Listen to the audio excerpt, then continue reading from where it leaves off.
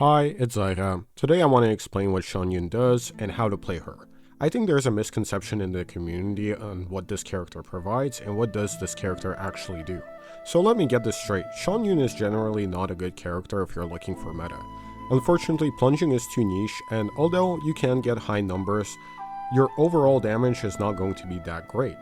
She only works better than Kazuha with several characters, and those characters are Diluc, Hu Tao, Gaming, and Zhao. And as you can see, there's a slight correlation with these characters.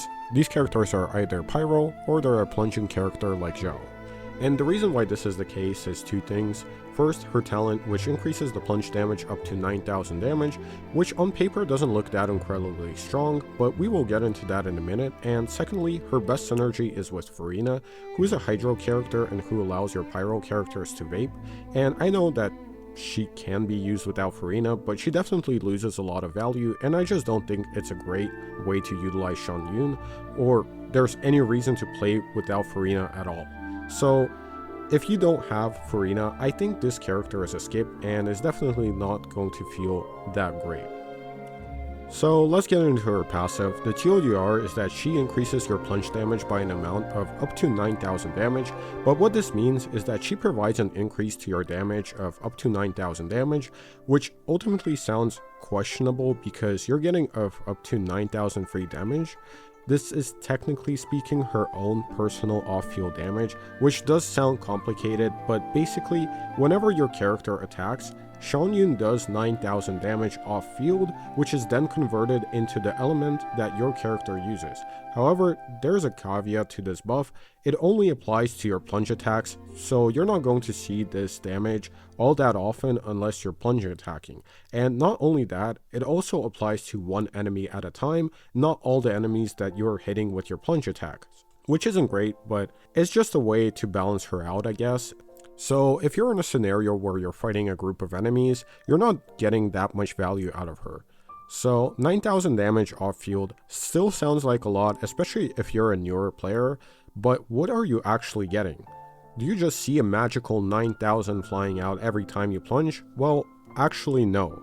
This is damage that your plunging character receives on top of the damage he or she are already doing with their plunging attacks, and that damage is converted into the element of their plunging attack. And instead of seeing two numbers, you're seeing one big number. But keep in mind that a portion of that big number is actually Xianyun's buff. This buff is actually insane if you use it correctly, because imagine multiplying this buff by 2 times from a vape attack. And if you have some elemental mastery, this buff can be increased even further. And so basically, the 9,000 damage you're getting is being multiplied by your elemental damage bonus, by your crit damage, and also by any reaction. And unfortunately, in this game, we only have 2 multiplicative reactions, and those are Melt and Vape. But since we don't have a great off-field cryo damage applicator, Vape is going to be the obvious choice for most players. And Pyro characters can benefit a lot from Xianyun because instead of doing a 60 to 100,000 damage plunge attack, which is pretty normal if you consider all the buffs that your character will be getting, a vaping character will deal up to 200 or even in some cases 400,000 damage. And this is incredible. What this basically means is that Xianyun gets so much value from just pairing her up with Pyro characters, and on top of that having a great off-field Hydro character like Furina.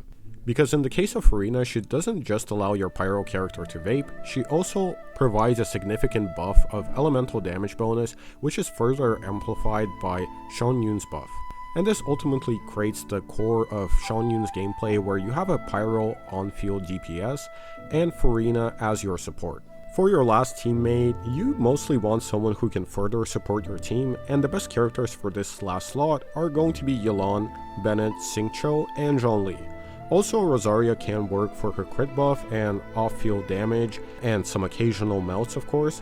You can also use any other shielder, for example Diona or Layla, but just keep in mind that if you're running a shielder, you're going to be losing on some damage, and also running double defensive options is not always an optimal thing to do.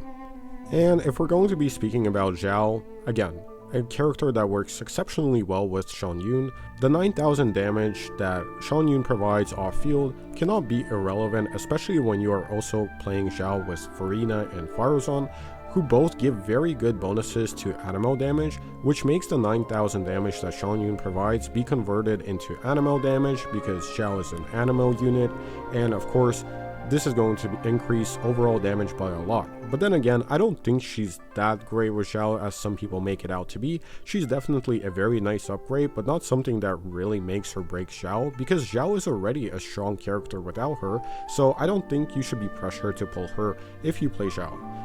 I also want to reiterate, you're not going to see a significant damage per second increase when you're pairing Xiao with Xianyun. However, you are going to see some pretty big numbers in terms of damage per screenshot. Lastly, I want to point out that Xianyun is unfortunately very hard to play, and her skill is very clunky at times to use in combat. She can get knocked out of her E ability pretty easily, and also the plunge attacking can be annoying. Even though it does autofocus, sometimes you're going to miss the enemies you wanted to hit. And also when you're playing Xianyun teams, you're supposed to be clicking more buttons than your average team. And that's just the nature of plunge attacking, where you have to mash spacebar in order to plunge attack, and that can get annoying as well.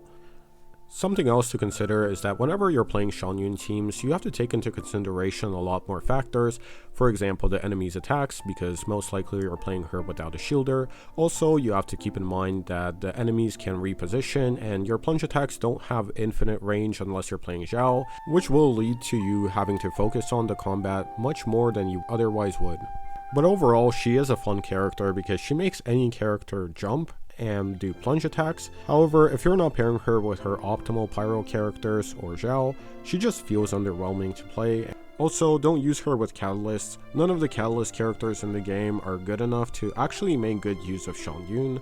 For artifacts, just use Viridescent Venerer, and for Xiao teams, just go whatever, it doesn't really matter. Build attack and energy recharge, she doesn't care about crit. Weapons, Fav Codex, but then you actually care about crit a bit. Oathsworn Eye, Skyward Atlas, Memory of Dust, or her signature weapon. That was it. Thank you for listening. Have a good day. Bye.